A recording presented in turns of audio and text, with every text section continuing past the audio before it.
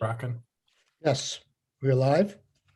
Okay, welcome everybody, members of the public. We're going to move over to housing, our omnibus housing bill. And this morning we're going to be focused on land use plannings, permitting, all those good things that which we hope will identify sometimes unnecessarily increase the cost of housing, the length of permitting, and try and pick away at those pieces to promote more housing through policy as opposed to just putting more money into the issue. So Regina, welcome. I don't think we've met. It's a pleasure. If you want to start us off, if I've given you enough to go on, I think you'll give us plenty to go on. Okay, thank you. Great. Thank you so much. Good morning. Good morning, Senators. Thanks so much for having me. I am Regina Mahoney. I work for the Chittenden County Regional Planning Commission. Been there for about 10 years, and prior to that was planning director in the town of Milton. And today I'm here talking with you folks more on behalf of the Vermont Planners Association. So over the summer and the fall, we put together a housing position paper, and it's got sort of 4 main recommendations. So I'm going to be sort of walking through that and explaining how some of the provisions of H511, S226 and S101 kind of fit in and are supported by that position paper. Just quickly, for those that don't know, the Vermont Planners Association is a nonprofit advocacy and education organization. We've got about 200 planners from all levels of government and the private sector consulting firms, and we are dedicated to the advancement of planning in the state. So in VPA putting together our housing position statement, we did work quite a bit from the housing barriers report, which a number of planners put together over the last year and really focused on the neighborhood development area designation improvements. And that document is really the grounding place for H511. So over this sort of same time period in the fall, myself on behalf of BPA, as well as DHCD staff, Chris and Jacob, as well as VNRC, worked with Representative Bongartz on that bill. So there was a really good amount of working. We had a number of meetings and really worked through the starting place of that housing barriers report, and really got to a very workable place that we felt in H511. So if it helps, I can sort of walk through VPA's 4 overall recommendations for housing, and then really sort of pinpoint where H511, and also it looks like your draft 2.1 of S226 really has incorporated a lot of that great work in there. So if that sounds like a good approach. Sounds fine. Okay, excellent. So I just sent this over to Scott this morning, but I'm also happy to share my screen as I walk through this. Do you have a preference? I have a preference of sharing the screen because I can't print anything. Okay. All right, excellent. Let me just. So if people have questions as we go, you're going to have to shout out because I will not see your pictures anymore.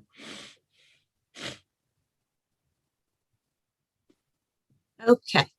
Is that zoomed in enough for you to see? Probably bigger. A little bigger would be great. Excellent. So we're looking at draft 2.1. This is So- part of their report, I think. Oh, this is their report, right? Sorry.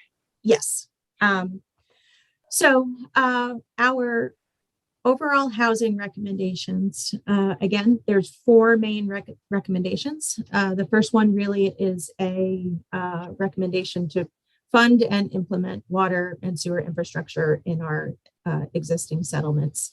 Really from a big picture perspective, there's only so much we're going to be able to do without working on that. And certainly ARPA, big help. The infrastructure bill will be a big help.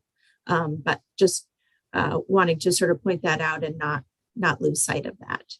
Could you give us an idea of what big help means? I mean, what is the, it's probably an unfair question, but very broadly, what is the dollar need out there and how much was in ARPA for this? How much is in infrastructure for this? When will we know that? And we're also have, as you probably are aware of, followed S33, which is our mini TIF bill. And one of the questions we've been asking, doesn't this number one like totally subsume the need for mini TIFs? Great question, and I don't have a great answer for you. I do know in our region, Westford is a great example of trying to put some municipal wastewater system in place to help support their village and neighborhood designation, area designation. And they are big proponents of that mini TIF bill. And they can speak to it much better than I can, but even with ARPA funds on the table, the help of that mini TIF would be is still quite a huge need. Couldn't give you specific dollar amounts off the top of my head, but these projects, unfortunately, are very complicated and definitely very costly. So I think both ARPA and the infrastructure bill is helpful, but I don't believe that it's solving the need in full. So let me play devil's advocate, and maybe I'm just missing something. The numbers that I remember from Westford is they wanted to get essentially $1 million loan through the TIF program that they would pay off through increased property tax payments in the future. Instead of that, couldn't ARPA or infrastructure just write them a check for $1 million?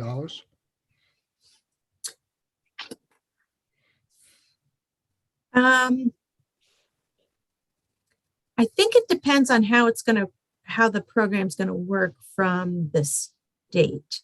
I could look up how much Westford is actually getting from their ARPA funds directly. I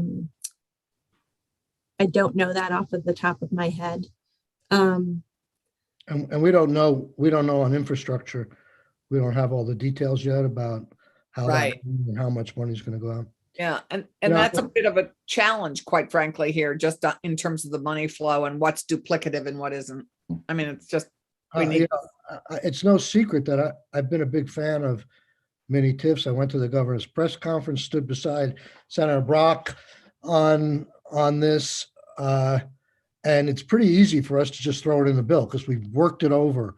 But I Right. really would like to have this question answered. Is it, and I guess it's certainly necessary maybe for 10 years out when all this largesse goes away, but is it really necessary now? I guess I'm sure we're going to be asked that the House is going to be asking that question. So if somebody could get an answer to us, it'd be great. Mr. Chair, I would recommend talking with Neil Kamen from the Agency of Natural Resources. I know he's worked closely with this town of Westford, and he's the point person at A&R leading all the infrastructure investments in water and wastewater, and is also familiar with the mini TIF proposal. And I'm Yeah. happy to reach out to him. Cayman, K-A-Y. Kamen, I think. Yeah. Okay, thank you, Chris. Neil, okay, Scott's got it, I'm sure. Okay, I rudely interrupted. No worries. Okay. Second big recommendation from the Vermont Planners Association is to make some improvements to the neighborhood development area designation and the other state programs. So first kind of subpart of that is really making the neighborhood designation more accessible for the rural communities. So right now we have 7 neighborhood development area designations in the state. 5 of those are in Chittenden County. And I can just say from our perspective in Chittenden County, this designation is a really great, valuable, helpful designation in really making housing happen. So the more that we can really support removing some barriers to that designation program for more communities, I think all the better we're going to be. So one concept there that was described in the housing barriers report was talked about in H511 and looks like it's been added to your draft 2.1 of 226 is the concept of not requiring a municipality to have water and wastewater already in place as a prerequisite to getting the neighborhood development area designation. I think getting the designation first on the table can help invite the housing developers to the table. And then water and wastewater is something that needs to be permitted, and it will be properly permitted with housing developments that come forward. And there's also just some great improvements to decentralized systems and lots more things that can sort of happen from that front. So at least by project basis, just allowing a little bit more flexibility in that program, I think is going to be pretty helpful. Does it potentially open up a loophole that will result in sprawl or non-smart growth? I don't think so, because the neighborhood development area designation still has so many other parameters in place, largely the minimum density requirement. And so we're already looking at relatively tight locations. It also really needs to, it only buffers and goes on top of the other designations that are already in place. And those parameters are pretty tight. And as is, the state designations are really, you can see in 2B there, 0.3% of the state's land area. These are little places in the grand scheme of things. And so I don't think we need to be concerned about these areas just becoming huge and overwhelming and sprawled out. We're still talking about a relatively small area, even with this initial provision off the table. Mr. Chair, may I just add, I think we think of our designated downtowns as actually being bigger areas than they actually are. They're quite very surprised. I think people are always surprised at how actually contained they are. And my sense of the NDAs is that they're just sort of like the next ring around what we all consider our downtowns. Is that a fair way of describing that, Regina? I mean, Yes. It's contiguous. They have to be contiguous to our downtown and village centers. And they're kind of what, I mean, so in Woodstock, where I live now, I would hope would be an NDA, but it's not part of the designated downtown, even though I am a block and a half from Route 4. So you'd think that I was right in the center of Woodstock, but I'm actually not part of the designated downtown, because that is a tiny little area. So I guess Yeah. I think I need to understand this one a little bit more. So they get the designated the designation prior to them having sewer or water or both? You're taking away. Yes. Okay, is it both? They can have one. They don't have to have either at the time of getting the designation, right? Correct. They But you're don't have to saying- have either. But you're saying the smart growth housing development that ensues from the designation couldn't go forward until they had the water and sewer in place. Right. And I think the concept is that it's possible for a housing development to come forward and work out a system for themselves that doesn't necessarily require a much larger, complex municipal level system put in place. I think the other way to kind of think about this too is there are not going to be that many areas that are coming forward through this program without water in place, or without the potential for municipal wastewater in place. It's just sort of a matter of timing and lining things up, that this will provide a little bit more flexibility, so that a municipality can really start to do their planning and get their zoning right, get into the NDA program. And if the water is coming either at a project specific level, that can work great, or the municipality may be working more towards water, wastewater. It just takes a long time. And so at least all the processes can sort of be working collectively together, as opposed to having to have water and wastewater in place first and then get the NDA. I think I understand what you're saying, but in response to the question, you weren't saying that there at some point before the actual housing is built, the water and sewer on a municipal level or a system, as opposed to individual wells and septic systems, would have to be built. You're saying, no, they can get their designation and maybe they don't need that unit. So in essence, you're not just delaying for timing's sake, you're actually eliminating a requirement. Am I being clear?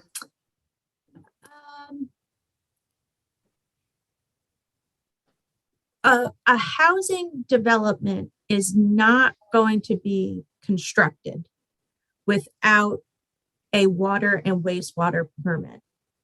So they will have a water and wastewater system in place to manage that housing development. But it could be individual systems for each house, right? And it most likely wouldn't be individual necessarily because of the scale of developments that we're talking about here. It could be, but it may be more of a community system. And so not necessarily publicly owned, but a community system. And I think the point being, all of these options are possible from a water wastewater perspective. And so really it can be more based on the housing need as the projects come forward, rather than getting a municipal system in place if that's not necessary. Okay. If that makes sense. Yeah, I think it makes sense. I think I need to feel a little bit more comfortable that the existing law sort of was, the timing might not have been right, but it sounded like it was designed to have denser housing on a congregate wastewater system where everybody would be hooked up to that. But let's move on. We'll figure that out.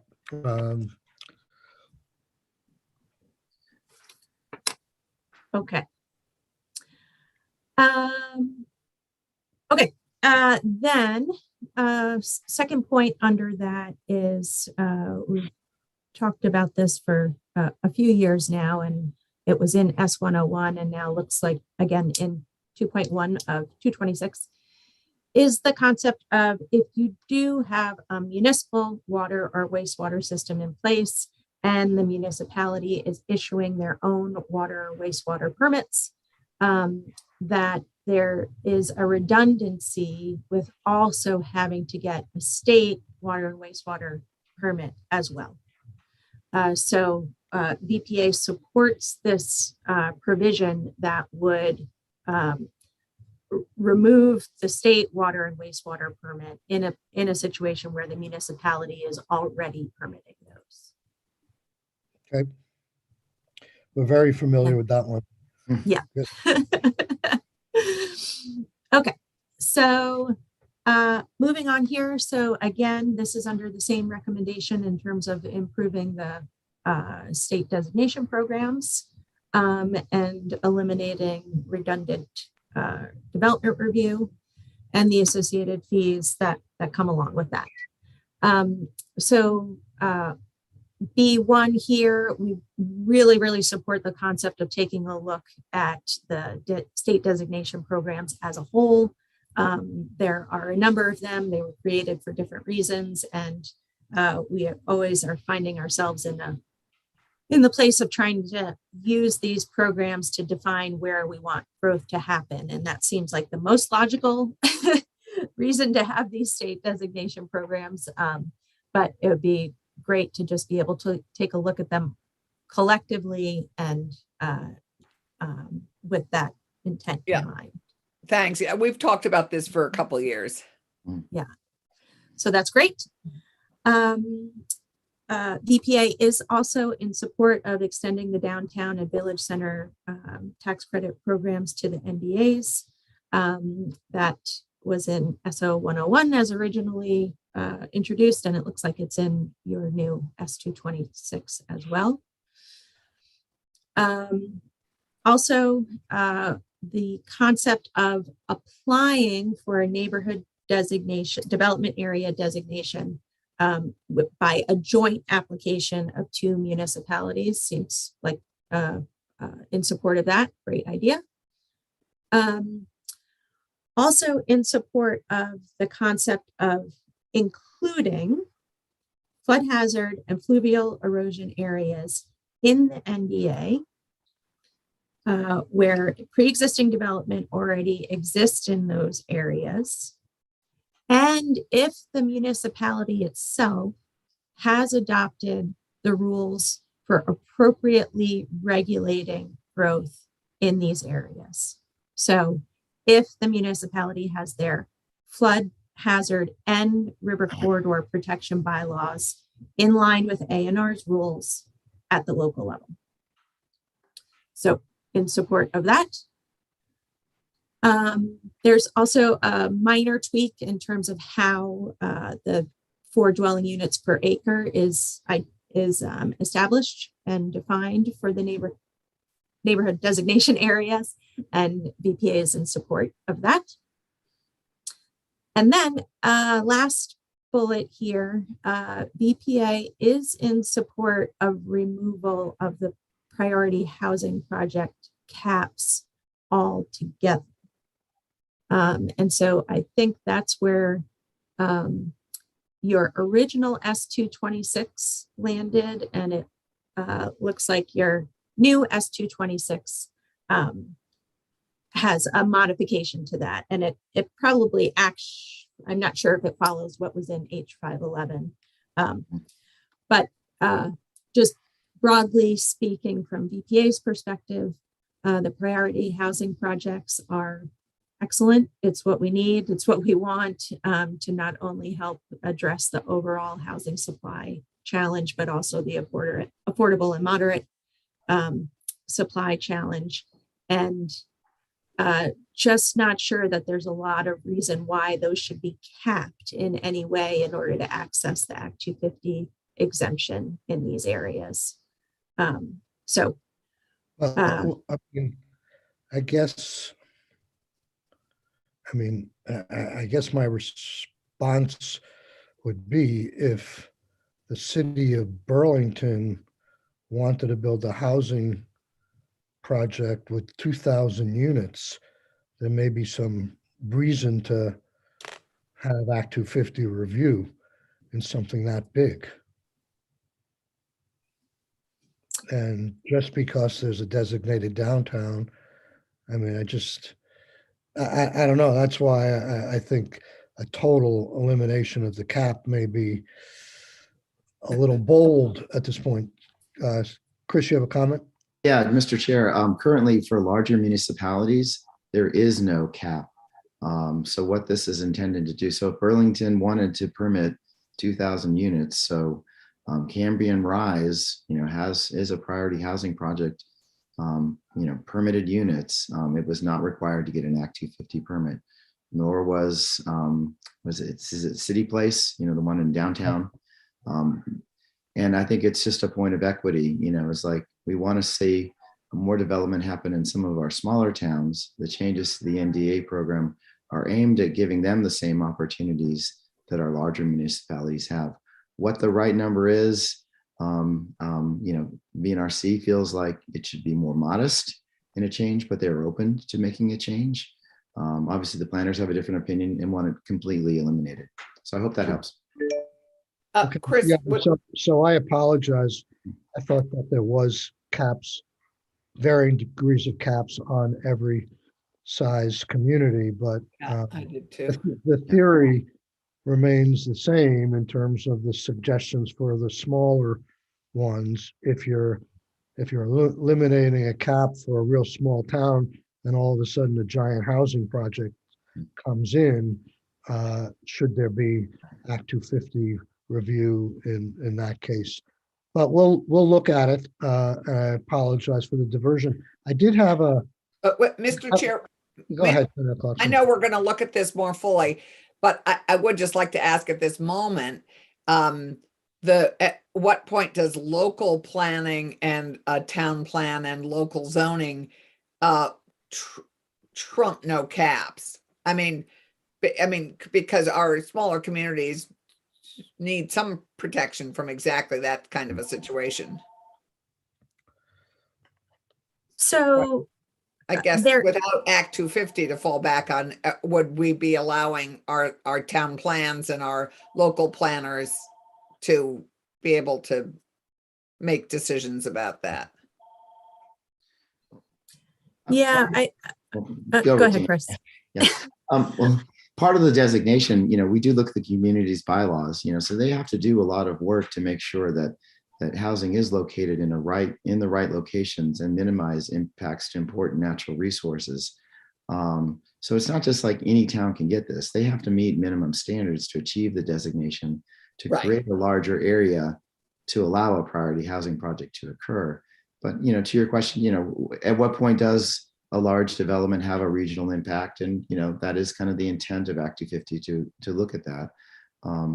I guess the other pressure too is, the suggestion of removing the cap in H511 also is based in some facts. VHFA and please invite them to speak. Did an analysis of kind of the economy of scales for an affordable housing, and they found over 40 was kind of the sweet spot. So when we're trying to get the most out of our resources, a 40 unit development or more is more affordable to build. And right now, those can't go into a smaller community and qualify for PHPs unless these caps are changed. Okay, Thanks, Chris. I remember that. Yeah. Thanks. Can I go back to flood hazard and then also minimum residential densities? So that is saying that flood hazards and erosion areas with pre-existing development presently can't be part of the designated area? Yes. So currently, the way that the neighborhood designation area works is you first define a geographic area, Right. and then collectively, look at it with the downtown board to see what's the right place. So you have to remove flood hazard and river corridors from that geographic area, even if there's already pre-existing development there. And as we know, there's a good amount of our historic villages and downtowns are right up against these areas. And so this is not suggesting in any way that we get any closer to any river corridors or floodplains that we have now. It's just a way to try to acknowledge some infill in an appropriate way of doing it within these areas, so that we're not completely removing them from the potential of additional housing if they've already got housing there already, if that makes sense. I think we need to phone a friend. Mr. Chair, if I could add. No offense. I mean, it's confusing and it's new to me. And it sounds like it's an equitable thing where you're getting penalized for having pre-existing housing that already works in a floodplain. That's the sense I'm getting, but I don't fully have it. So, Mr. Chair, if I could add, the neighborhood designation was updated, NDA right after Irene, and we were being very conservative about excluding any buildings in river corridor areas. However, this is inconsistent with A&R's policy that allows infill to happen within these areas. And what we're proposing to change is basically bringing the neighborhood designation in line with existing A&R procedures and policies that allows safe infill within these areas. And, I would add that VNRC does support this, and it's an option. If a community wants to add, or do infill in these areas, they have to adopt, town-wide floodplain protections. And so that supports our larger goal of protecting floodplains upstream and downstream to allow infill in these denser areas. So this is something we've talked about at length before, and I think it's passed out of this committee. It just never made it through the House. Okay. And the last one here, or minimum resident. What are we trying to do on this one? So the base concept doesn't change here. In order to have a neighborhood designation area, you have to allow for a minimum 4 dwelling units per acre as residential density in these areas. The way that it was worded before was just a little bit tricky in some places. And I see Jake has turned his video on, and I'm gonna phone a friend again because he's got more familiarity with how this actually works in the review. I think I remember this one, but go ahead, Jake. Yeah, it's the way it's framed right now. It's linking the 4 units an acre to a particular residential use, a single-family detached dwelling. And this change would say that it doesn't have to be a single-family detached dwelling unit, so long as the local bylaws are allowing residential uses at 4 dwelling units an acre. Okay. Yeah. Did we pass that at some point ever? I know we discussed it in the last bill. Ellen, do you remember whether we came? If we didn't pass it, we came close to passing it. Yeah, we certainly have discussed it. Okay. Is Ellen? Yeah, she should. Do you remember the Senate? Hi. So the language, and I probably should double check before I say this, the language that's being referenced is different than what has been considered before, but it isn't I it's so no, I don't think so. It's less about in the past you have considered different numbers for the density. And what's happening here is actually striking the reference to the single family aspect and allowing for the calculation to include multi-units. So it isn't in the past you have talked about the number of units per acre. That is not really what this is doing. This is talking about what units count in that density calculation. So does that make the proposed future housing in these designated areas more dense or less dense? I don't think it changes the density necessarily. That still remains. It just allows it allows it to be in a variety of housing types and structures. So it could be 4 single-family houses on quarter-acre lots, or it could be a quadplex on an acre lot. And before it couldn't be a quadplex on an acre lot. Is that right? I think I almost need a picture graph, like a car. Well, I kind of want to go back to Jacob on this because this is we're talking about the calculation, not necessarily and how the area is zoned, not necessarily the exact housing in each neighborhood. So it's Jacob was nodding his head. Maybe it would be earlier anyway, when you were saying about the one house in a quarter acre. So he was nodding his head there, and then we sort of lost his support on the head. Let me see if I can think of a scenario. So let's say you have a zoning district and there are 3 uses allowed, and one is a single family residential uses. One is a single family detached dwelling unit. One is a quadplex, and the third is a multifamily. And the way the municipal bylaws calculate density for the multifamily and the quadplex is units per land area. And let's say they require 10,000 square feet per unit. That would meet the quarter acre requirement.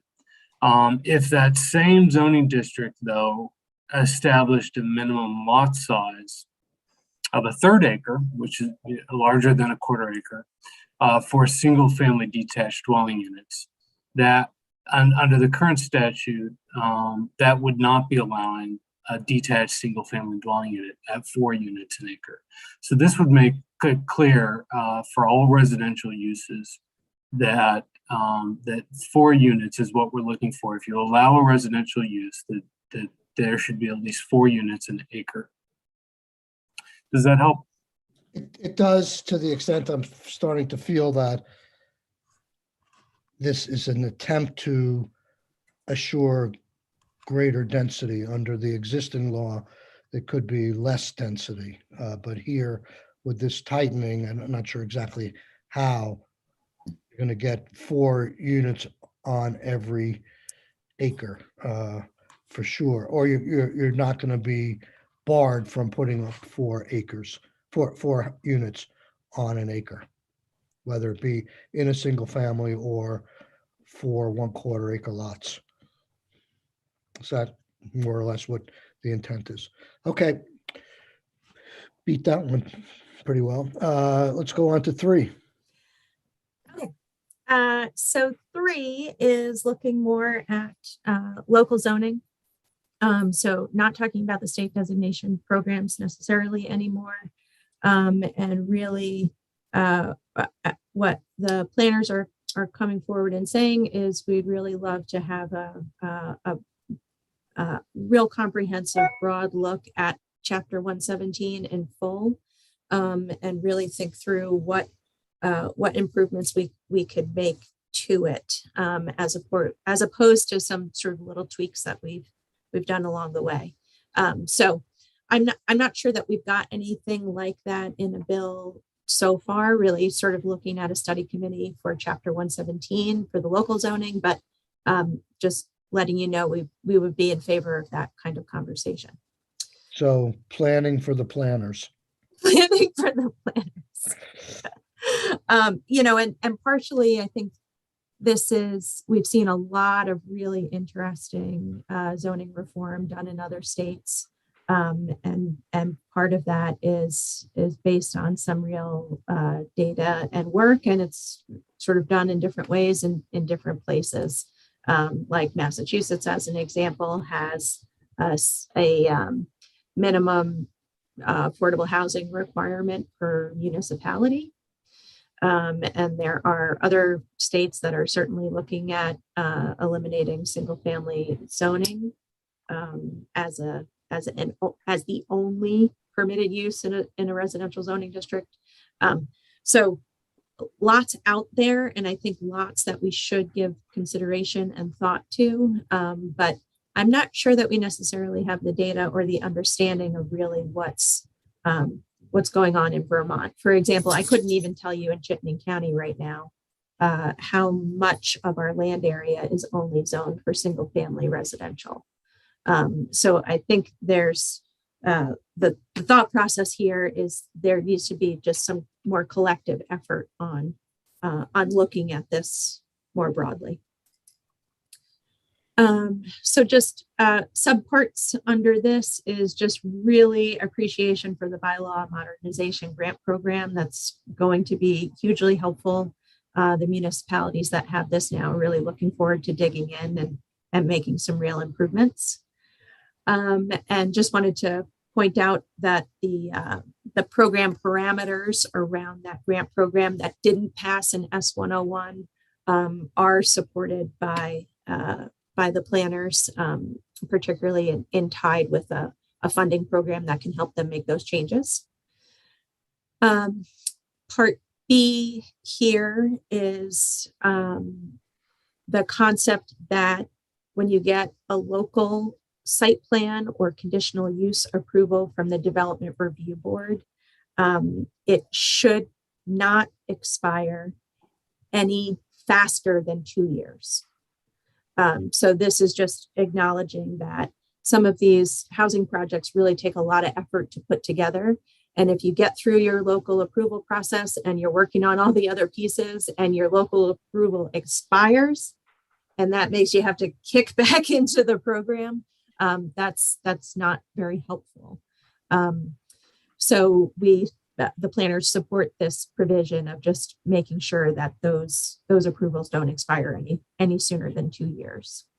Do you think there needs to be any qualifiers on this? I know if you get into the judicial system, there's all kinds of equitable qualifiers for changed circumstances, et cetera. You know, the longer we play this out, the world could change, and what might have made sense 2 years ago doesn't make sense anymore. I mean, and we generally do it in form of good cause exceptions or something. That has its own issues.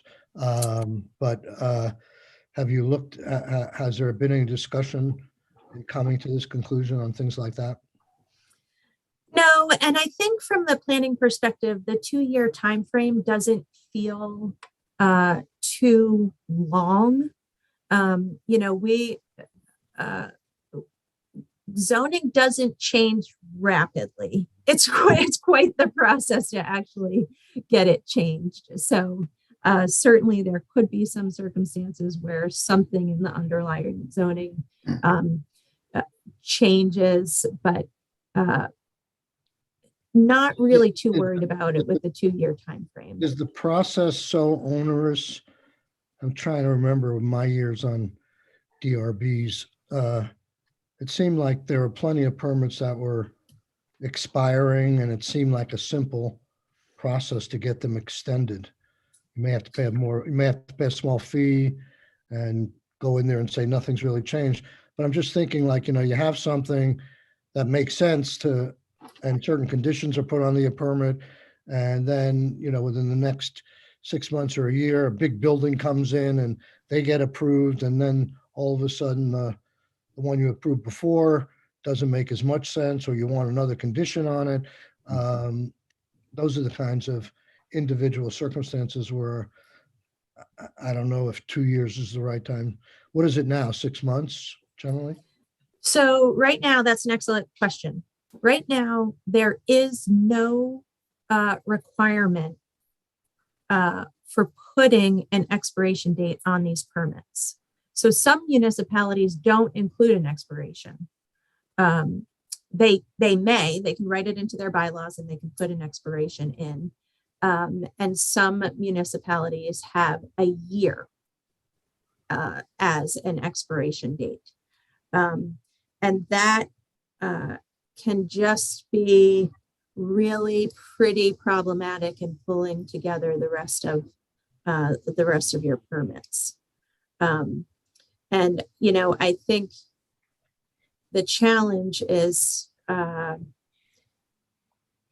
what we've been talking about today can help solve this for some housing developments in the state designations, because they're not having to get an Act 250 permit as well as a local permit. But outside of that, in most places, we are going to be still in a situation where housing developments need to go and get both.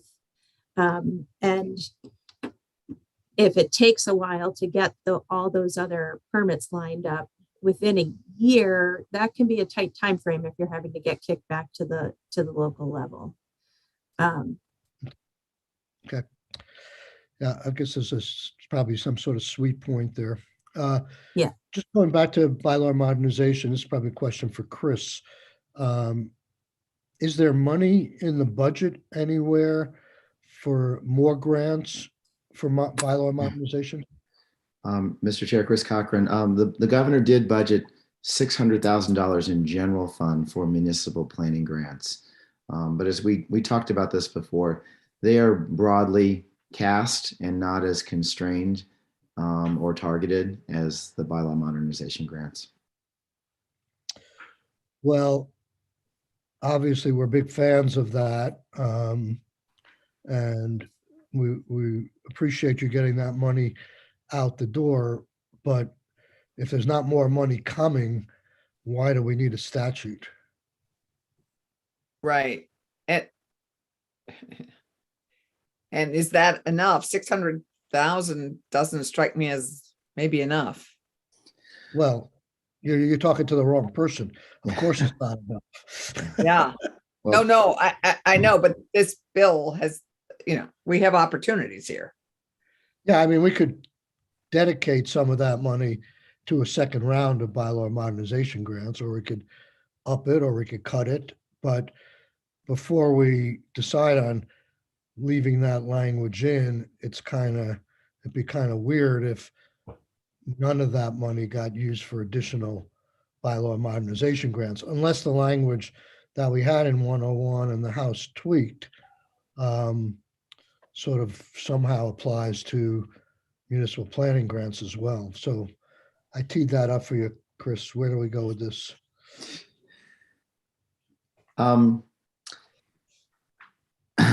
I think you have lots of options on the table for how you'd like to, I do think the governor recognizes that local zoning can be a barrier to housing production. I think you could carve out a portion of it and dedicate it to the bylaw modernization grants.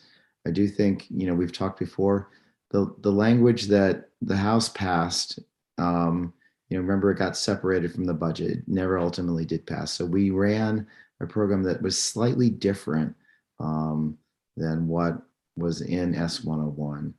I think you've got some flexibility to do any number of things. The MPG program by itself, we could make it a priority for bylaw modernization grants. I'm not really giving you an answer, but I think there's opportunity within the existing program to continue to support it without creating a standalone program. Okay. do you think we can enhance the effectiveness of the first round of grants with some money? Like provide more support to those towns that got the grants in terms of technical assistance or working side by side, or, having a resource Yeah, I available? mean, yeah, I think the next step to me is, obviously the communities have to update their bylaws to qualify for the neighborhood development area designation. So if you wanted to target a portion of it or make it a priority for us to say, this amount of money shall be, allocated to help municipalities achieve neighborhood designation, I think that would be a smart, good strategic use of that funding. Okay, I think let's do C and then we'll take a break. All right. Yeah, so accessory dwelling units. So there were changes made to accessory dwelling unit statute last year, and that seems like it's been really great and helpful. There was some flexibility in terms of the minimum size of the ADUs and some flexibility in terms of if you are going to require the owner occupancy, that the owner could either live in the ADU or the primary structure. And it sounds like from the planning community, they are seeing some more interest and folks coming in for trying to get some ADUs. So that's all great news. One thing that does appear to be a little bit of a hurdle is a home that is currently permitted from a water and wastewater perspective for more than the number of bedrooms that they already have in the structure. So a pretty typical example is going to be that a home is permitted from a wastewater perspective at 4 bedrooms, but only 3 bedrooms are actually built and in the home. So in theory, there's an additional bedroom that can be added. And if that were added just to the structure itself, there would not need to be any change in wastewater permit because it's just still same use, additional bedroom, meets the allocation as originally granted. But if that additional bedroom is added as an accessory dwelling unit, then it kicks in the wastewater permit, which is, again, just sort of another hurdle, and very seemingly an unnecessary hurdle when at the end of the day, the structure itself is still only going to have the 4 bedrooms that already was permitted in the wastewater permit. So partially, I think the change that we've talked about already, which would at least remove the state wastewater permit from the situation in areas where you've got municipal water in place, will be helpful for this. But there, Why is it that, what's the operative law that requires, in the example you gave, that you have to get another permit? So Chris is raising his hand. Chris Cochran again. We did check in with A&R before this because we have heard increasingly that the septic laws are a barrier to ADU production. And I don't, from what my understanding, and you should get, I've got contacts that if you want to learn more about this from A&R who should speak to this, but the concern is less about the septic capacity and more about peak flows of water capacity for both those units. Not my area of expertise, but these are systems that are in the ground for 50, 100 years, and they just want to make sure it's done right. But I can get you contacts to get additional information about this issue, and I think there are some opportunities for them to make this easier within their existing rules. So basically what you're saying is that A&R presently says that the demand on wastewater is greater if there's 2 units that total 4 bedrooms, the demand on wastewater is greater than four bedrooms in one unit. It was Same number of bedrooms, but broken up between a duplex or an ADU. They're requiring more capacity. more capacity, and the concern also was about water supply. Was there adequate water supply?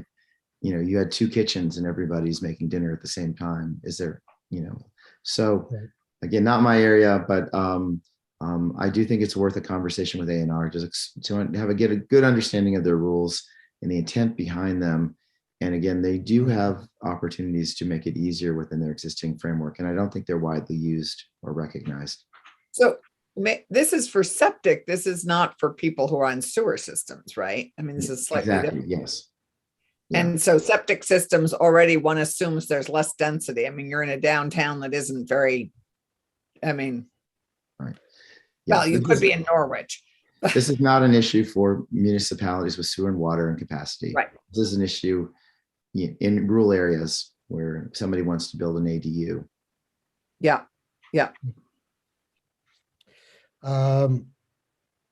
Okay, you want to mention 4? It's pretty self-explanatory.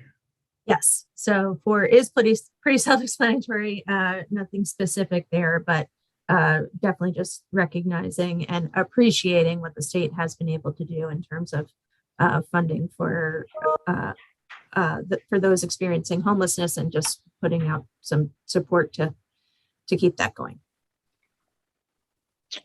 Okay, so I guess I have a question. I don't know if you can answer this, Chris. You know, there's been some talk about a homelessness bill of rights. My understanding is that the House is working on that, and that's a fairly, I think, big lift in terms of time.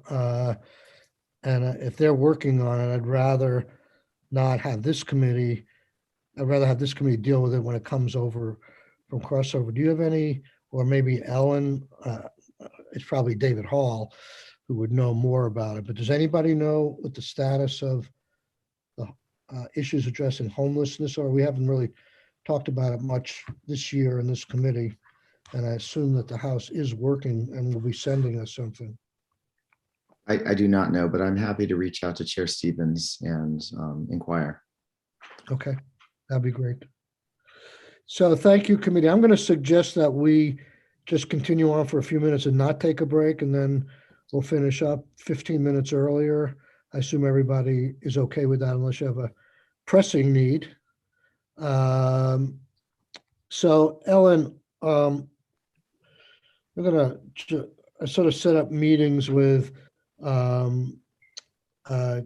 Damien and David. I'd like to see if I can set up a meeting with you as well for Monday, where we can send some quality time, seeing where languages and bills are and what you've heard and what I've heard, and start getting into next iterations. We're starting to run into time pressures.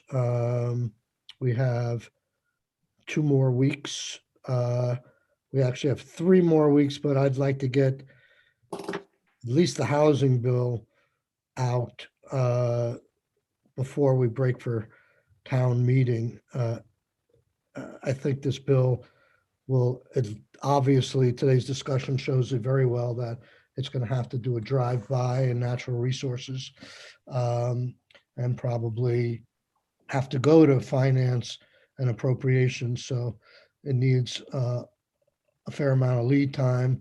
The economic development bill also will have to go to finance and appropriations, but not natural resources, I don't think so. And I don't think it has, the choice of whether it goes to natural resources or not is one of the full Senate. It doesn't go by rule. So it would have to be a decision of whether they take jurisdiction over it or not. But I want to continue to work with Chris and make sure, I mean, I see a lot of these ideas being directly on point of housing, and I hope that all of these ideas can be preserved, but I think clearly they may need some tweaking in terms of getting to those points, and that they may have more expertise than we do. So that's about all I have, unless you have anybody else has some observations they'd like to share this morning. Senator Brock, were you about to raise your hand before okay. Chris. Yeah, I mean, Senator Bray did take a look at H511 and has pulled many provisions in it into his Act 250 reform bill. So I think they were very comfortable with them. I know VNRC testified largely into support to a lot of the provisions you heard about this morning. So, I think they do need to do a drive-by, but I think they're fairly familiar with the bill, and my sense was there was a good amount of comfort. That's good to know. Good. Well, there's a lot of good stuff, I think, that, it may not be the silver bullets, but I think we're staying true to trying to find some policies that can help housing development, and without necessarily hurting the environment, and on top of it, actually helping principles of smart growth and better communities. So music to planners' ears, right? And Definitely. Regina, I don't think there's time, but I'd love to see the data that you did from your eco study that showed how your smart growth strategies in Chittenden County reduced natural resource impacts by channeling growth to areas where we'd like to see it happen. Yeah. Regina, I've been working with Chris as a result of the significant amount of time we spent in this committee on accessory dwelling units. And we've come up with a series of brainstorming ideas. I'd appreciate him running those by the planners and see what they think of those, because you have some in there, but they're less extensive than some of the ideas that we put on the table. Many of our ideas are sort of directing resources towards incentivizing and also technical assistance for ADUs to make it very easy for somebody who has the space and wants to develop their house, that they don't run into practical hurdles as well as legal hurdles. So, Great. So if you guys could work together, that would be great. Absolutely. Yes. Definitely. Okay. Great. Thank you, everybody. 15 minutes early.